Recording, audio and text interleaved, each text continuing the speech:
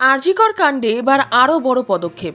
যে 3 আইপিএস অফিসারের দিকে আঙ্গুল উঠেছিল, যাদের ভূমিকা নিয়ে রাজ্য তোলপাড় হয়েছিল, তাদের নিয়ে নেওয়া হলো এক চরম সিদ্ধান্ত।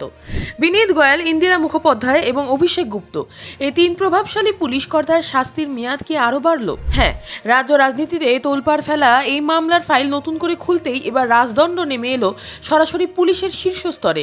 কিন্তু কেন এই সিদ্ধান্ত? এর পেছনে কি কোনো বড় রাজনৈতিক সমীকরণ কাজ করছে? আরজিকর মেডিকেল কলেজ ও হাসপাতালে সেই মর্মান্তিক ঘটনা আমরা কেউ ভুলিনি। সেই ঘটনার তদন্ত এবং তথ্য প্রমাণ লোপাটের অভিযোগে যে সমস্ত পুলিশ আধিকারিকদের ভূমিকা নিয়ে প্রশ্ন উঠেছিল, তাদের বিরুদ্ধে কড়া পদক্ষেপ জারি রাখলো বর্তমান সরকার। সাম্প্রতিক আপডেট অনুযায়ী আরজিকর কাণ্ডে অভিযুক্ত 3 জন আইপিএস অফিসারের সাসপেনশনের মেয়াদ আরও 4 মাস বাড়িয়ে দেওয়া হয়েছে। এই 3 অফিসার আসলে কারা এবং আরজিকর কাণ্ডের সাথে এদের নাম জড়ালো কিভাবে? আরজিকর ঘটনার সময় বিনীত গোয়েল ছিলেন কলকাতার পুলিশ কমিশনার। ঘটনার পর থেকেই তার পদত্যাগ এবং তদন্তের গতি প্রকৃতি নিয়ে সাধারণ মানুষ থেকে শুরু করে জুনিয়র ডাক্তাররা লাগাতার আন্দোলন করেছিলেন। দ্বিতীয়ত, তদন্তের দায়িত্বে থাকা অন্যতম শীর্ষ আধিকারিক ইন্দিরা মুখোপাধ্যায়, যার ভূমিকা নিয়েও একাধিক প্রশ্ন উঠেছিল। তৃতীয়ত, তৎকালীন ডিসি নর্থ অভিষেক গুপ্ত, যার বিরুদ্ধে ময়নাতদন্তের আগে ও পরে পরিবারের ওপর চাপ সৃষ্টি এবং গাফিলতির গুরুতর অভিযোগ উঠেছিল। রাজ্যের রাজনৈতিক পট পরিবর্তনের পর মুখ্যমন্ত্রী শুভেন্দু অধিকারী স্পষ্ট জানিয়ে দিয়েছিলেন যে আরজিকর মামলার ফাইল পুনরায় খোলা হবে এবং দোষীদের কোনোভাবে রেয়াত করা হবে না।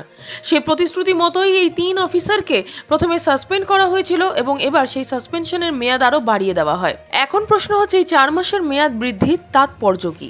আইনি বিশেষজ্ঞদের মতে, কোনো সরকারি আধিকারিককে সাসপেন্ড করার পর নির্দিষ্ট সময় অন্তর সেই সাসপেনশনের রিভিউ বা পর্যালোচনা করতে হয়।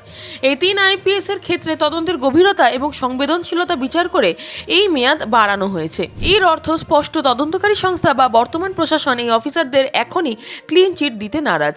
বরং ফাইল যত খুলছে ততই নতুন নতুন তথ্য সামনে আসছে বলে মনে করছে ওয়াকিবহল মহল। সাধারণ মানুষ এবং তিলোত্তমার বিচার চেয়ে যারা রাস্তায় নেমেছিলেন, তাদের জন্য এই খবরটি অত্যন্ত গুরুত্বপূর্ণ। কারণ এর থেকে প্রমাণিত হয়, অপরাধী বা কর্তব্যে গাফিলতি করা ব্যক্তি যতই প্রভাবশালী হন না কেন, পার পাওয়া এত সহজ নয়। আরজিকর কাণ্ডের এই নতুন মোড় এবং 3 আইপিএস অফিসারের সাসপেনশন বৃদ্ধির সিদ্ধান্তকে আপনারা কিভাবে দেখছেন? প্রশাসন কি সঠিক পথেই এগোচ্ছে, নাকি এই তদন্ত আরও দ্রুত হওয়া উচিত ছিল?